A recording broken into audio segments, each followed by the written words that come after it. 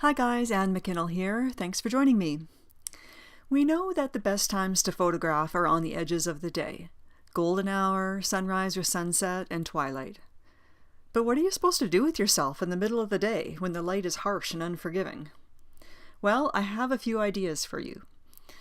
First, this is a good time to not photograph and instead do some research and scout out locations. When you have a particular place in mind, one of the first things I like to do is look at the satellite view on Google Maps and see what's around. Try to find some good locations. Another tool I like to use is the photographer's ephemeris, which is what you're seeing here. It not only tells you when sunrise, sunset, moonrise, and moonset will be, but also what direction the sun and the moon will be in the sky, superimposed over a Google map. It's very handy. And you can get this, it's a desktop application, so you can just access this on the web. You don't have to download an app or anything. I also like to talk to the experts. If I'm in a park, I'll go to a visitor's center and talk to a ranger, get some suggestions for photo locations. But okay, I know you want to photograph. After all, you don't always have a choice about when you go to a place.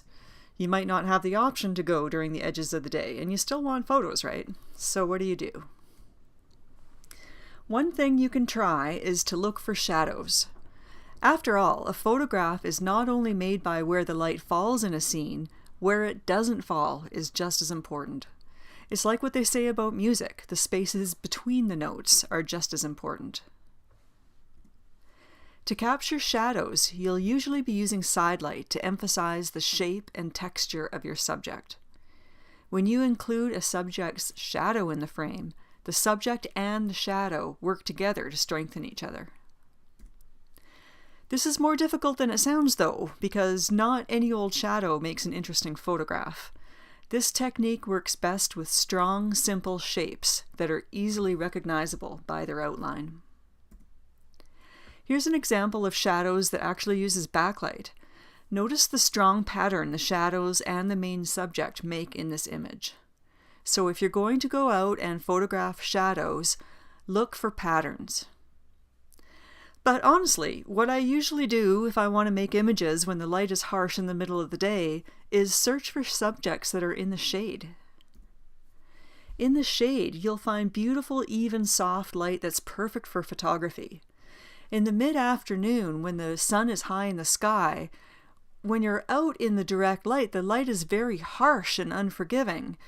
But in the shade, there's still enough ambient light to work with that there's still lots of light, but you don't have any of those harsh shadows to have to deal with.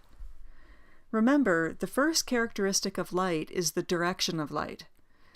In the shade, there is no direct light at all, so what that means is that there are no shadows, and therefore you won't get that same sense of shape and texture that you would with a strong sidelight. The image becomes flatter and has less contrast. Those might sound like disadvantages, but soft light has many advantages too. For example, it's often easier to expose correctly in soft light situations, since the available light will hit your subject evenly. You won't have the complication of distracting bright spots. Soft light is also excellent for color saturation. Remember, it's the opposite of harsh light, which can wash out the color in your image. So when you're faced with soft light, look for contrast in color. As you can see, I really like to photograph flowers and plants under soft diffused light. The nature of the subject just seems to lend itself to soft light situations. But it's also a great time to photograph intimate landscapes. An intimate landscape is simply one small part of a scene that's extracted from the overall picture and put into a frame of its own. It's all about the smaller details.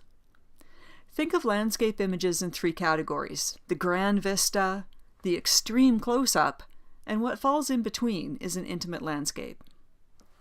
So, how do you find these intimate landscapes? It's easy to see a grand vista. When you have something interesting in the foreground, a lake in the middle ground, and mountains with snow-capped peaks in the background, it's kind of hard to miss the composition. But once you take that shot, spend some time at the location and soak it up. Think about how the place makes you feel and what kind of details are there that embody that feeling. You'll be surprised at the details that start to grab your attention that you might not have noticed before. Once you see them, get closer and get closer, and pretty soon you'll be photographing these kinds of intimate landscapes. And of course, you're looking for details here that are in the shade. Photographing intimate landscapes requires patience.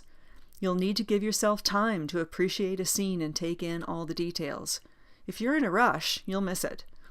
Spend some time simply observing things and looking for subjects in the shade that give the viewer more information about a place or tell a story about a place.